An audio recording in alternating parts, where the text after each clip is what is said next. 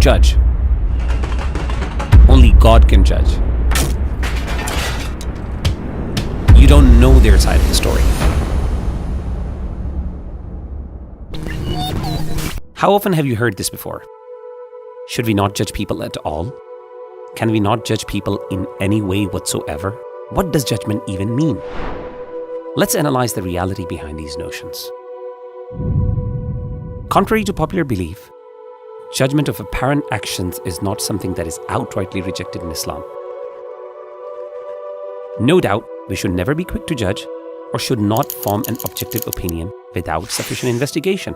However, an apparent open sin remains a sin and should never be allowed publicly. As soon as you make your private sin public, your sin is not a private matter anymore, but a public one. This matter can be illustrated sufficiently in one of the well-known sayings of Umar bin Khattab, who said, "Verily, people were judged by revelation in the time of the Messenger sallallahu alaihi wasallam, and the revelation has ceased. We only judge now what is manifested outwardly of your deeds. Whoever shows us good, we will trust him and bring him close.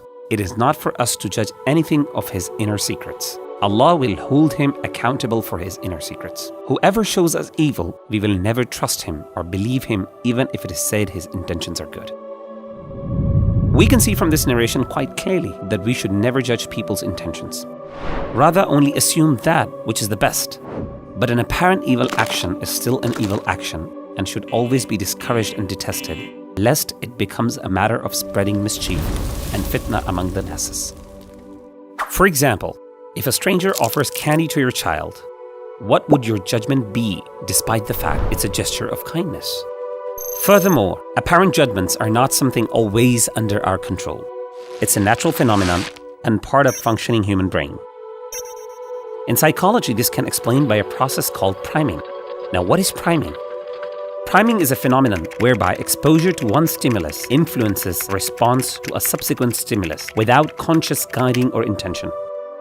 Meaning, just by looking at a certain object or an action, our brain starts to make automatic connections closely related to what we looked at. And other scientific studies also suggest the same. Hence, an evil like robbery or murder is to be perceived as negative and bad. However, we shouldn't immediately label or claim to know their intentions either. But a blanket statement of "don't judge" is not applicable at all times.